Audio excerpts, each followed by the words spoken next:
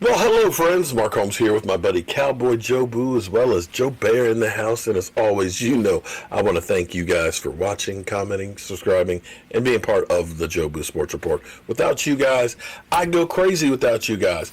So let's get open for business here, and let's wake up the football gods. And I almost forgot about Tiger and Phil. That's going on right now. Actually, I need to turn that on and check it out, because that's actually sports. We've got Tom Brady versus Peyton Manning, and they've been trash talking a bit. So yeah, let's go check that thing out.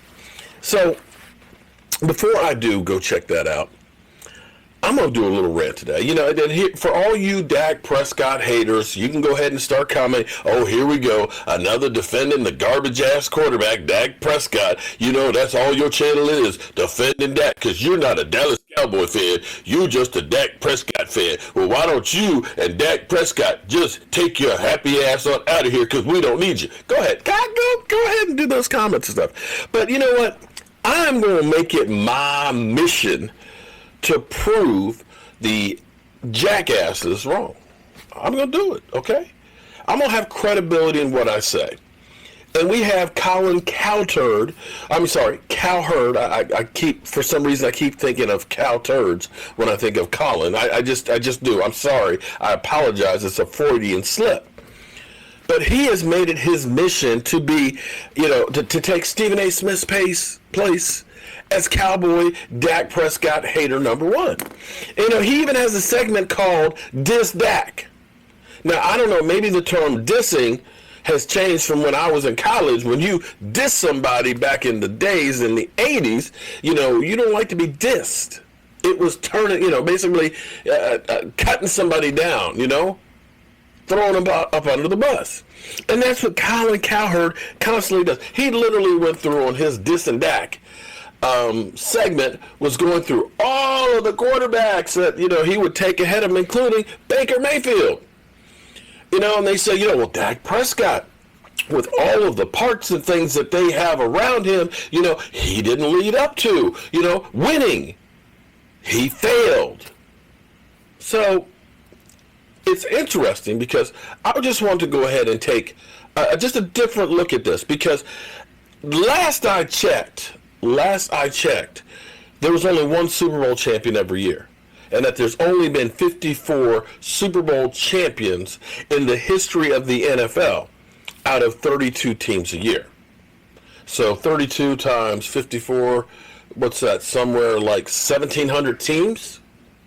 1,700 teams that have played during, somewhere in there, I could be wrong, wait, but 54 times, hold on, let me figure it out real quick. Let me figure it out. Just hold on for a second here, because you might want to grab something to drink, because this is going to be a long run.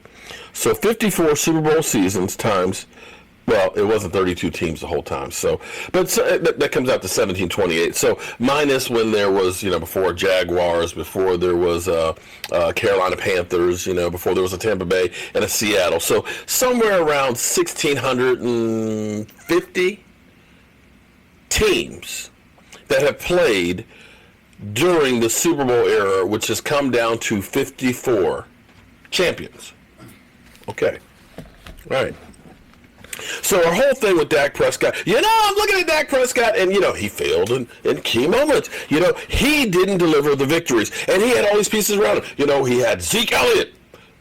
Best running back in football. He had great wide receivers.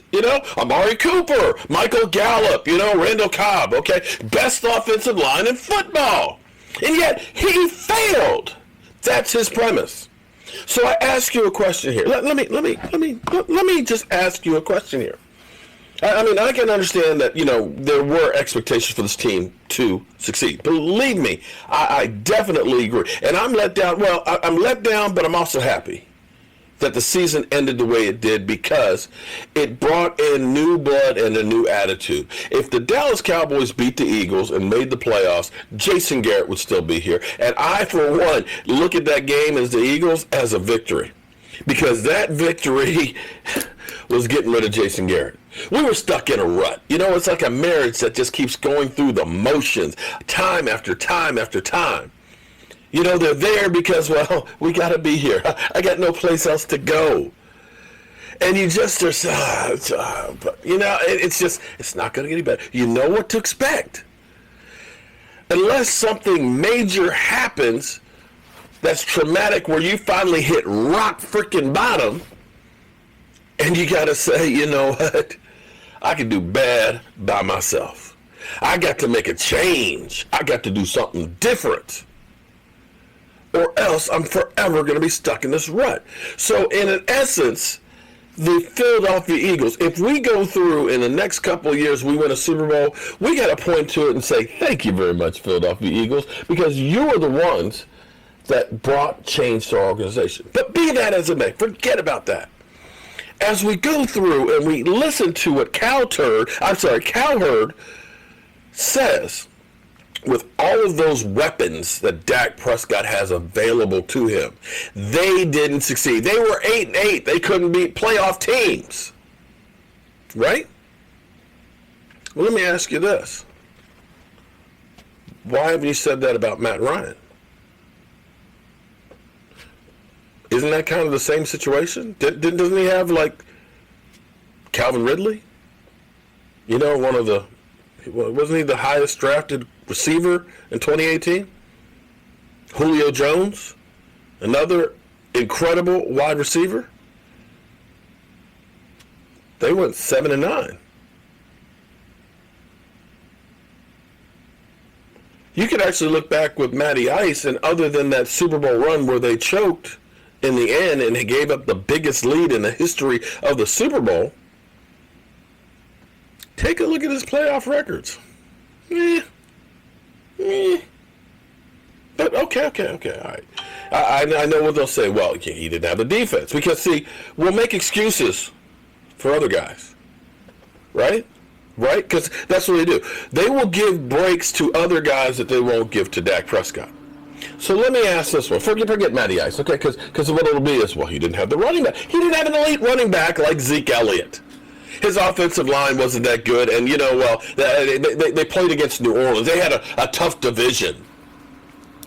They will find reasons why they'll say, Matt Ryan, he doesn't have everything that Dak Prescott has. Doesn't have the back, doesn't have the offensive line. Okay, all right. So let me ask you this one then.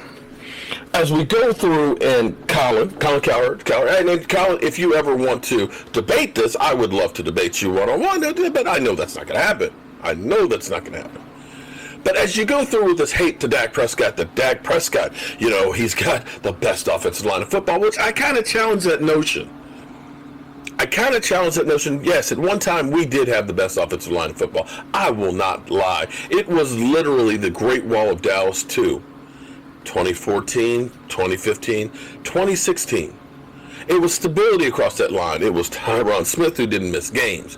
It was Zach Martin, best guard in football. It was Travis Frederick, the best, smartest center in football.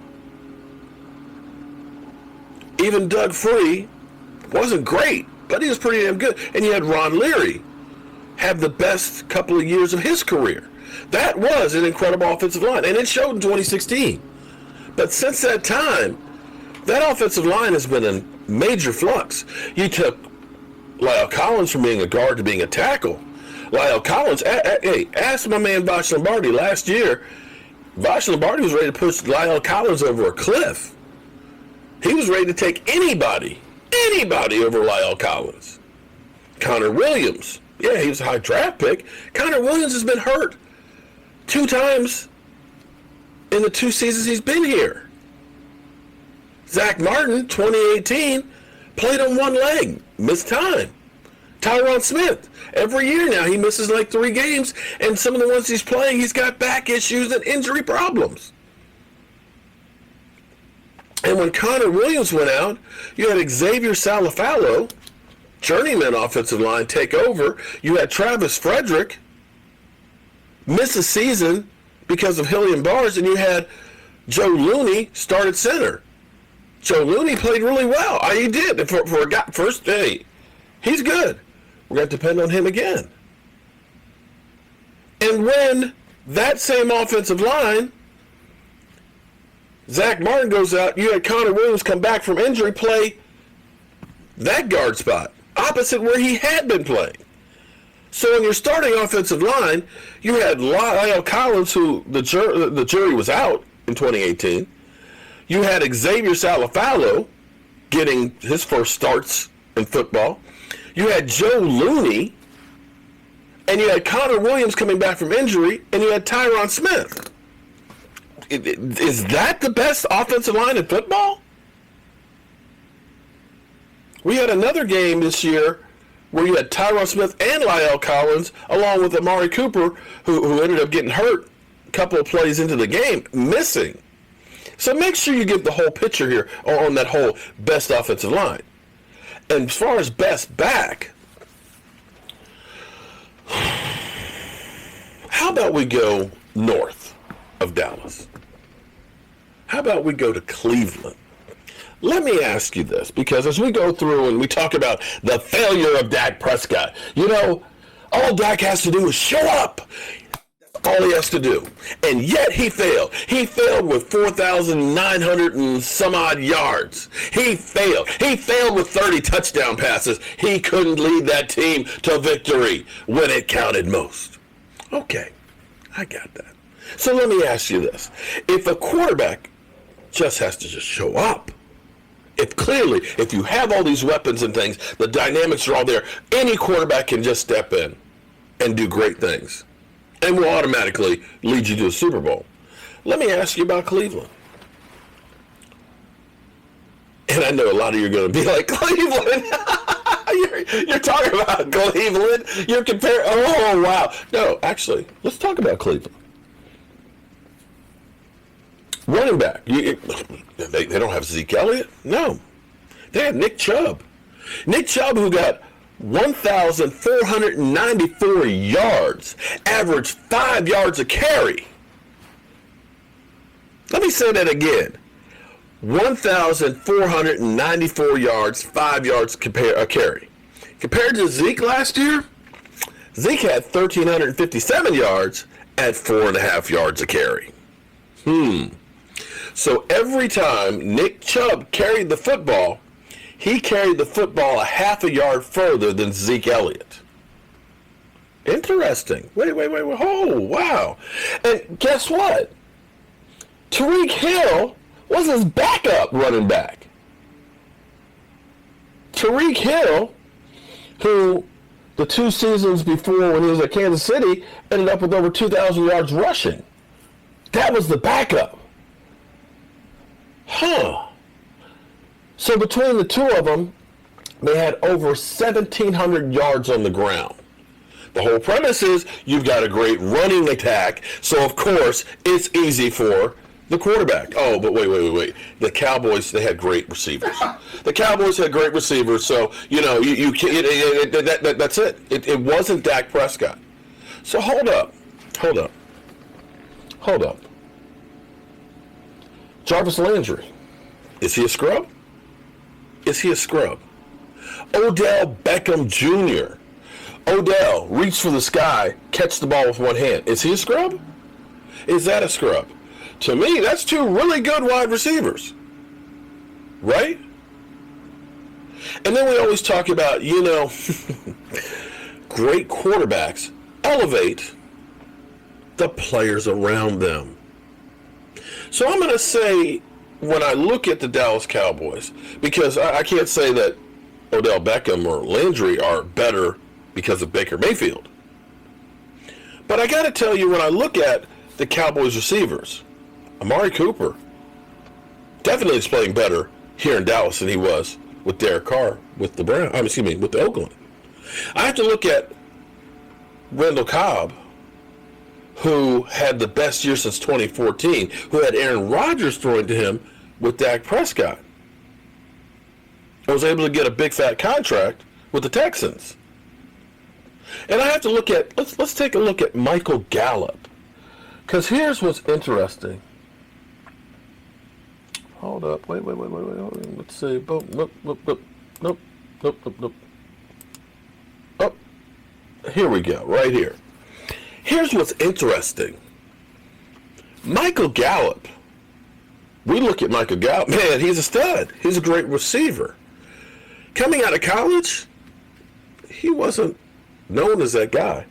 Let's look at the rating here in college coming out for the draft.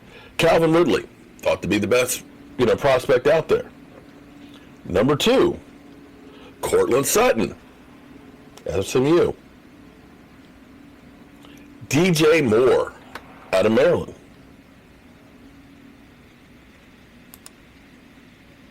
Christian Kirk, Texas A&M. DJ Clark, LSU.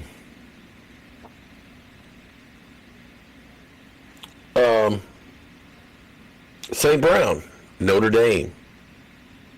Anthony Miller, Memphis. It wasn't all the way till the 8th best prospect that you got Michael Gallup. 8th. Yet, somehow, when you go against everybody else that he's drafted against,